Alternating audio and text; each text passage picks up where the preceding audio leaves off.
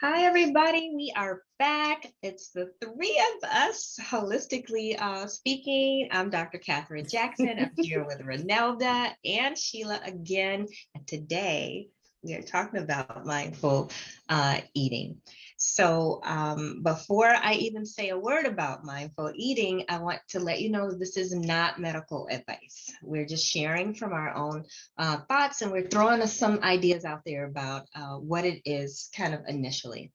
And so, with that, my thoughts on mindful eating is that it is being mindful of every step. And so I know, like Renelda, you have tea meditations that you do.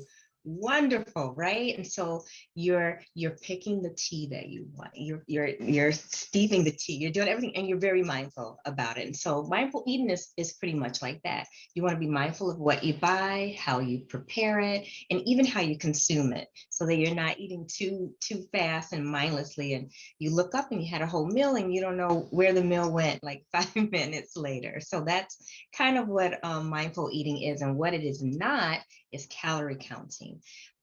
It's not a diet, so we're not promoting any kind of diet, but just paying attention and being very intentional about what you eat and how you eat it.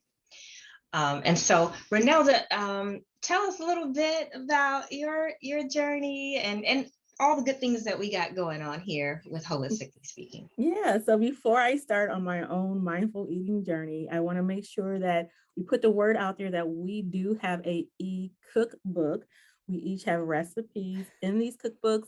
They are whole foods, plant-based, and very connected to our culture and upbringing. So if you haven't tried it out, make sure you go to all of our websites and you can download it right now. And if you have tried it, put in the comments, let us know, how did that cookbook work for you? Did you find any recipe that you really liked that was helpful for you? But for my own journey, one of the things mindful eating means to me is to be very present and to be intentional.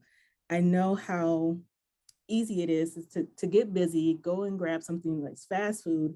You eat it really quickly, you didn't really enjoy it, and sometimes you don't even remember that you ate it. So, you know, and using all of our senses is very important, because our senses connect us to memories. So my focus is really on like how to recreate positive memories, especially if you've experienced like traumatic events. Those things are connected to our senses, and if we can connect those, we can connect more helpful and healthier memories for ourselves or reestablish those memories. So I'm all about finding ways to slowly take a daily practice and make it a very intentional and slow it down. So some things that have helped me to do that is maybe have a friend where you're having a great discussion, because the more you're talking, the slower you're eating, right? But it also intensifies taste for you. And another thing that I really love, things that smell really good. Um, so smell, what's interesting about smell, is that it bypasses where all the other senses don't go, and it helps with bringing up emotions and memories too. So if you have something that smells very comforting, something that makes you remember, maybe you have that special person in your life that was very comforting caregiver or whatever, and it just reminds you of that kindness, go for that or find ways to incorporate it so you can remember feeling that form of kindness again. So that's my way of doing mindful eating. Awesome. Can I What share about you, mine? Sheila? Okay. Yeah, go ahead. Yeah. So I'm going to throw in a little bit of education before I talk about what I do too. So um, when we are stressed out, our digestion actually can slow down and even pause, right? When things are like critical, everything in our body is functioning to help us survive. And digesting your food is not that important in that moment. So part of mindful eating, just like these ladies said, is slowing down.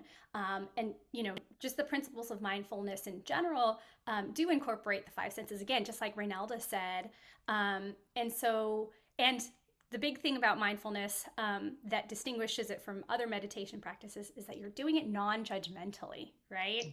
And so what we do in our house, maybe I get a little bit judgmental when I see my husband on his phone at the kitchen table, is we have a no electronics policy. So we limit distractions when we're eating, and it's just the two of us. Well, because in our house it's just the two of us, but it's the two of us eating together. We're eating communally. We don't have electronics and other distractions. So it's us, and we're doing it the way that our family, our ancestors did it traditionally. We're sitting down, we're having a community meal, we're eating slowly. In my cultural traditions, we eat with our hands, and I will tell you, I can taste the difference if I'm eating food with my hands or if I'm eating food with a utensil. And I prefer to eat with my Mm. hands. So I'm incorporating even more senses, slowing it down, limiting distractions. And I'm eating with people that I love. And this becomes like so much more than just a meal, right? It is an experience, it's an important part of my life. Okay, Dr. Catherine, what about you? So I love what the both of you guys said, and especially that ancestral connection, Sheila. That was awesome. And so for me, with my journey with mindful eating, it's back and forth. It ebbs and flows.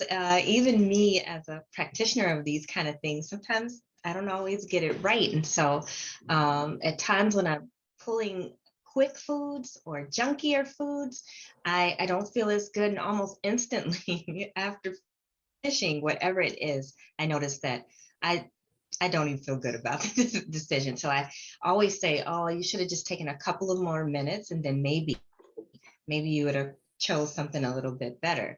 And so one of my favorite things is that I found this gluten-free vegan donut, and that it looks pretty, it smells great, and we're talking about engaging all those different senses, even having it in my hand. So the very first time I was introduced to it, I ate it very mindfully. Like, I took a bite, ate it really slow. The taste just seems like it was so good because I slowed down and didn't scarf it down like I might do with some other foods. And then I also garden, and just gardening in and of itself is extremely mindful for me. And then I love seeing it grow. It looks really pretty. And then I take the food, and because my garden is completely organic, completely edible, and then I will make different dishes with it. And I don't know, it's something about that just feels so good and so intentional. And Renelda, you have a garden. What do you think Yeah. about like the whole gardening? Well, thank you, Dr. Catherine, for bringing up your garden. It sounds beautiful. I incorporate gardening not just for myself, but I also do therapeutic gardening with my clients. So we actually do the work of being in the garden. It's not just sitting pretty out there. But um, I know that when we do the work, we actually do enjoy things more because you're enjoying the bounty of your work. Gardening, it looks like it's very calm and relaxing, which it can be as long as you're mindfully doing it. But you put a lot of labor into it, a labor of love, making sure that you know something about each plant and what its needs are. And then when you harvest it, you wash it, you're preparing it. All those things, again, take all the senses. But because you spend so much time on it, you want to really just patiently, spend the time preparing it with you and your family. And so that actually starts the mindful process for me when I'm actually getting something straight out of the garden. But you can do mindful eating no matter what you're consuming. Stop slowing down and being present. Yeah. Yeah. Yeah. That sounds like just so much love that you Yeah. put into cultivating and then it goes into your body. That just sounds beautiful to me. Yeah. Thank Was there you. anything else anybody wanted to add about their journey with mindful eating?